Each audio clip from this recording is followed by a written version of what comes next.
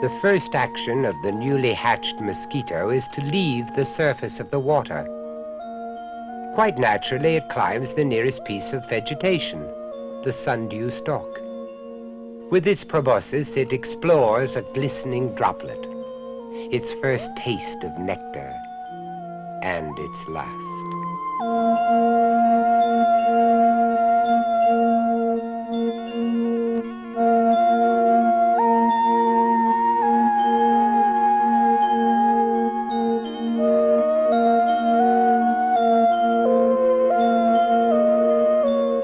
Now all the edible parts of the insect have been digested, and the tentacles unfold as the sundew resets its trap. Of the insect, only the husk remains, and very soon this will dry up and shrivel.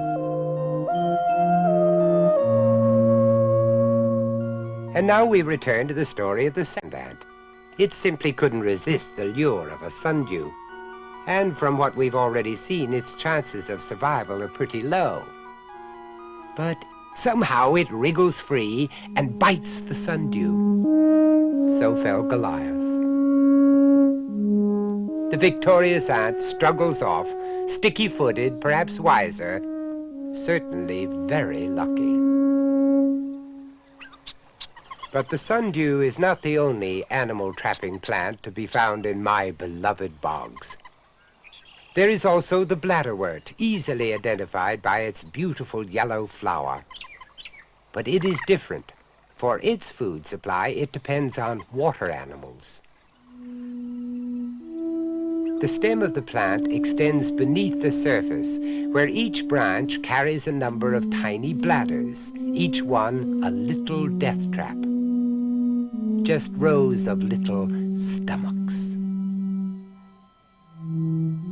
The bladders tend to vary in size and shape from plant to plant.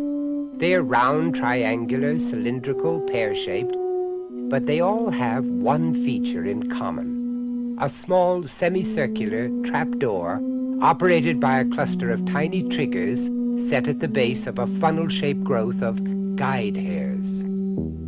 The guide hairs funnel a potential victim towards the little triggers that work the trapdoor. The position of these triggers can be seen if we watch the diatom, which is drifting upwards like a needle-shaped splinter of colored glass. Where the diatom is now is where the triggers will appear. Exactly how these triggers transmit an impulse to the hinge mechanism is still in doubt, but there is no doubt about what happens.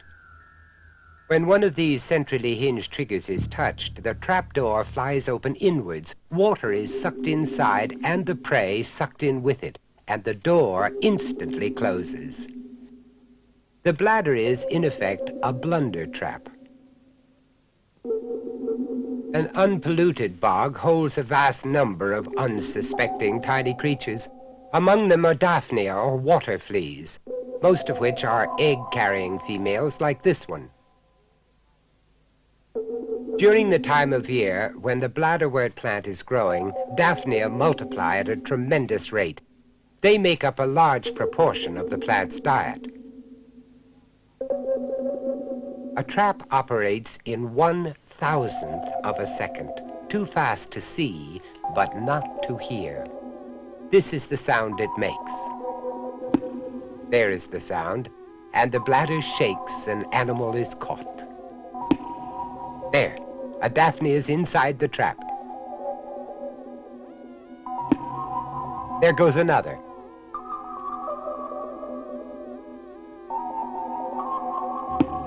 There goes a third. You can see it inside the bladder.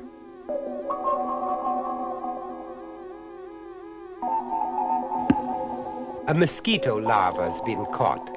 It won't all go in, but it shows very clearly the size and position of the highly flexible trapdoor.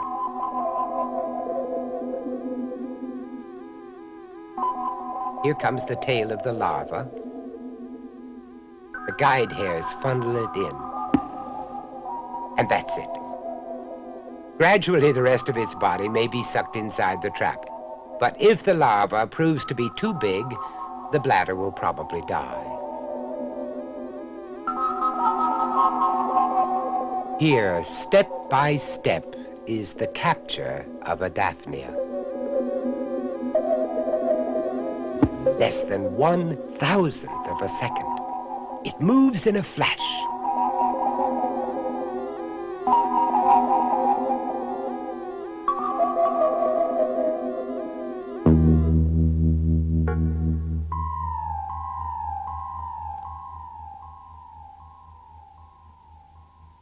There is no escape.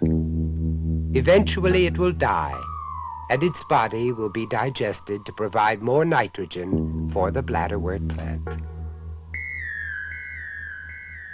When a prey has been trapped, the trigger mechanism is reset almost at once, whereupon the bladder becomes hollow-cheeked.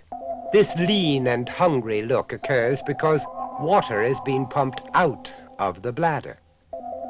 When a trigger is touched again, and the trapdoor flies open, the inrush of water carries the prey in with it.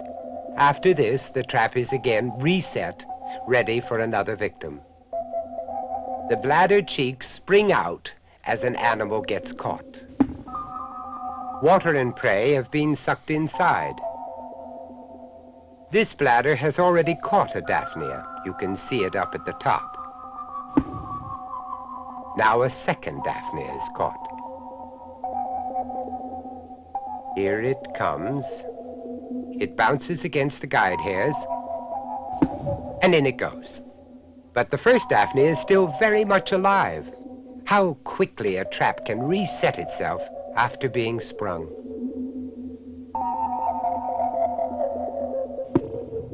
This Daphnia is caught only by a single antenna. However hard it struggles, it will never get free.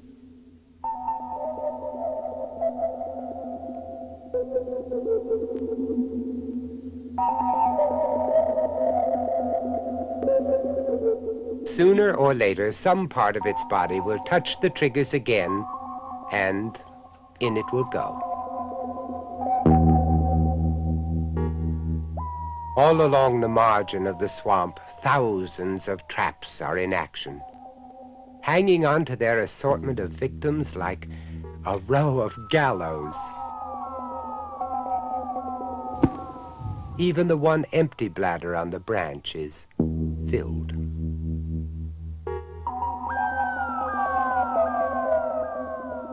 Viewed from below, the bladderwort waves gently in the sunlight.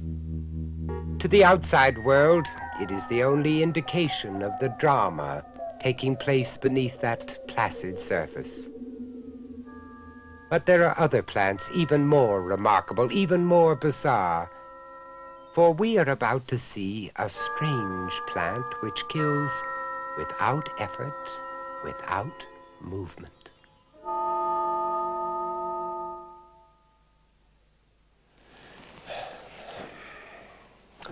You may know fiendish plots have been my mainstay. I have indulged myself sometimes, I'm afraid, to the discomfort of others. But I have never felt that I had that special intelligence required to originate such plots. Well, in any case, who needs to? What strange intelligence directs plants to ensnare, trap, and kill without movement? I find myself rooted to the spot. For the most remarkable of all the death traps in this strange world of insect-eating vegetation is the horn of the Sarracenia pitcher plant, a native of one of my favorite places, the North American sphagnum bog. The pitcher plant derives nourishment from prey caught in a cluster of horn-shaped leaves, pitfall traps. They have no moving parts, and in consequence, they seem all the more sinister.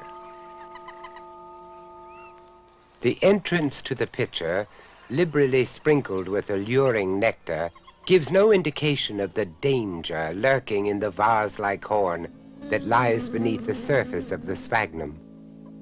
It is a horn of death. This is how it works.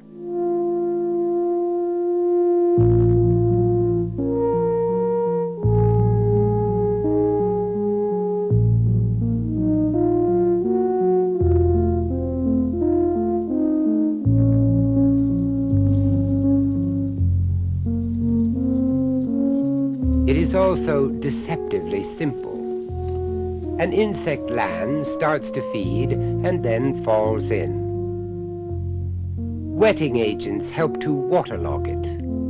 It drowns and sinks to the bottom, where its edible parts are dissolved by digestive enzymes.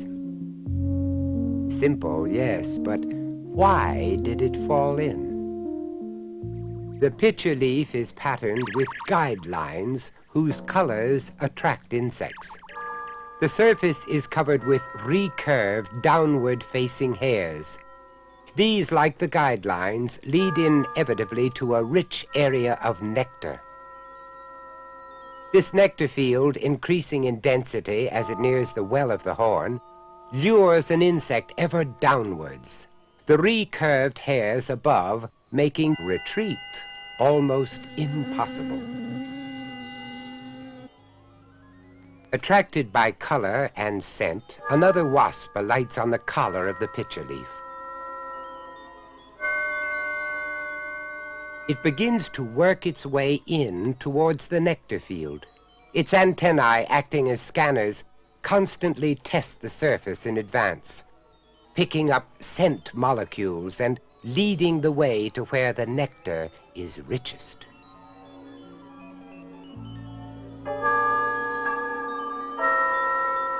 Seemingly oblivious to any danger, the insect moves slowly down the back of the leaf, pausing only to munch away at the irresistible bait.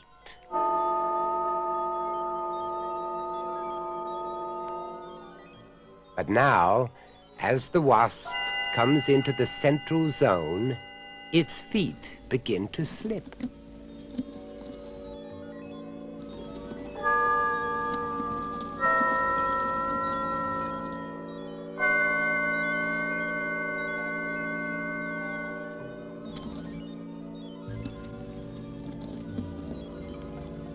Its feet skid on the downward-facing hairs.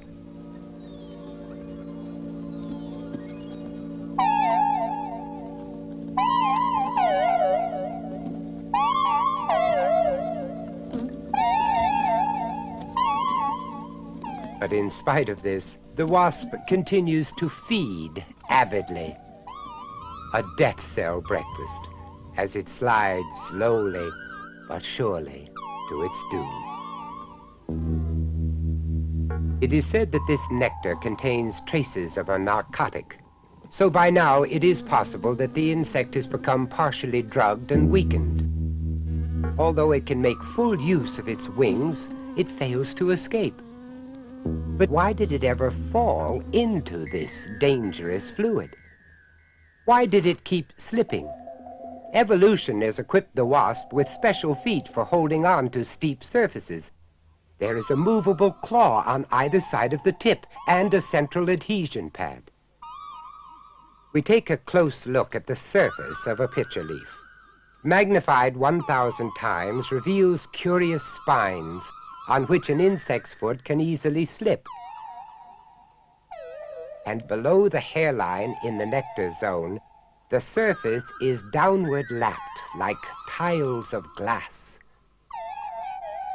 Lubricated by nectar, this slope, as shiny and slippery as an ice rink, makes it all too easy to slither down into the death trap below. The dung fly is also attracted to this plant. A much lighter insect, we might expect it to have a better chance of keeping its footing.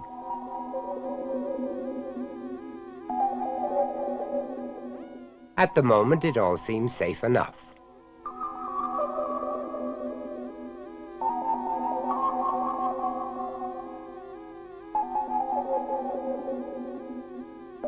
But when a dung fly ventures out onto a vertical surface, it starts to slide as helplessly as the wasp.